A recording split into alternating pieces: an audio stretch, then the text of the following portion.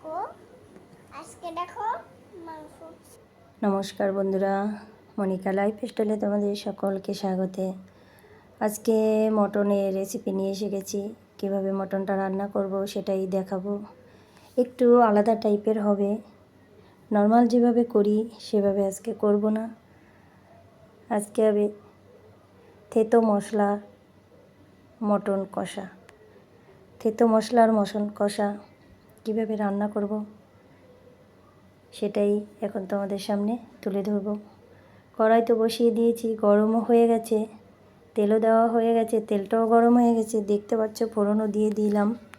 ফোড়নে কি দিলাম? জিরা, আর এদিকে দেব গোটা শুকনো লঙ্কা দুটো আর তেজপাতা। এবার দেব একটু গরম মশলা গোটা, দারচিনি, এলাচ। আমি লবঙ্গটা ফোড়নে খুব কম দিই, সময় বিশেষ। আর এদিকে এই যে পেঁয়াজগুলো থেতো করে নিয়েছি, এগুলো তেলের উপরে দিয়ে দেব। ওই যে বললাম থেতো মশলার মটন কষা। তাহলে দেখতে থাকো কিভাবে কি করছি। পেঁয়াজগুলো থেতো করে দিয়েছি।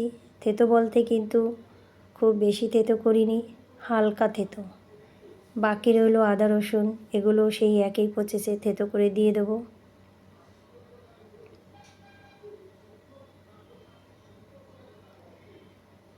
আদা রসুনটাও দেওয়া হয়ে গেল। এবার একটু কষিয়ে নেব। আর ওদিকে দেখছো টমেটো আর লঙ্কা সব থেতো হবে, ওটাও থেতো করে নিয়েছি। ব্যাস দিয়ে দিলাম লঙ্কা আর টমেটো, পাকা লঙ্কা 4টে, আর হলো টমেটো। একটু নুন দিয়ে দিলাম, এরপরে একটু জল দিয়ে দিলাম। নুন সামান্য একটু দিলাম টমেটো গলার জন্য, পরে আবার দেবো স্বাদ মতো। মশলা যখন কষাই তখন একটু নুন দিলে মশলাটা বাইরে ছেটে না, সেজন্যই দেওয়া। হলুদের গুঁড়ো দিয়ে দিলাম, ধনের গুঁড়ো দিয়ে দিলাম, আর দিয়ে দিলাম লঙ্কার গুঁড়ো। এবার একটু জল দেব, দিয়ে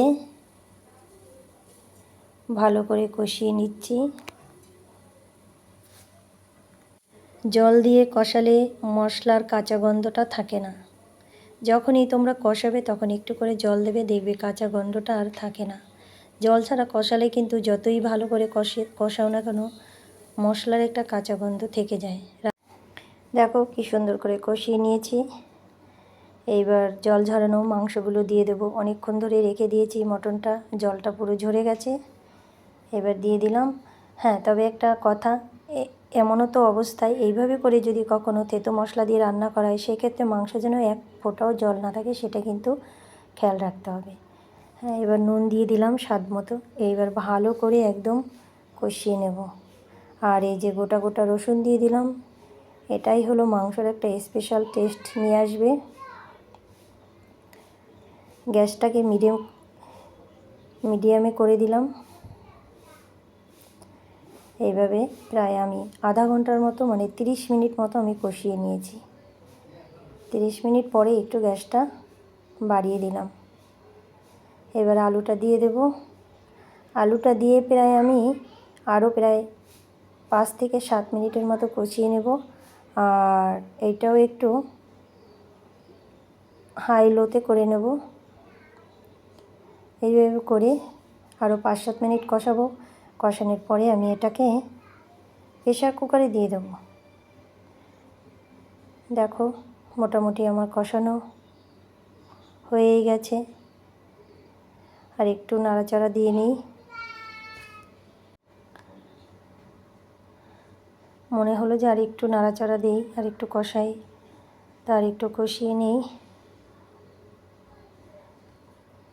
মাংস যত কষানো হবে মটন তত বেশি টেস্ট হবে।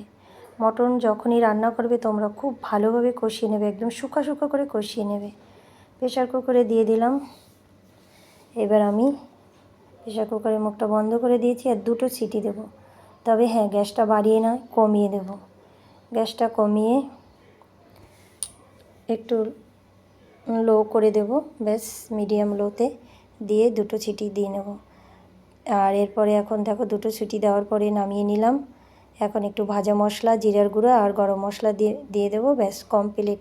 তো আজকে আমার এই মটনের রেসিপিটা কেমন লাগলো তোমরা অবশ্যই কমেন্টস করে জানিও, আর ভালো লাগলে একটা লাইক দেবে।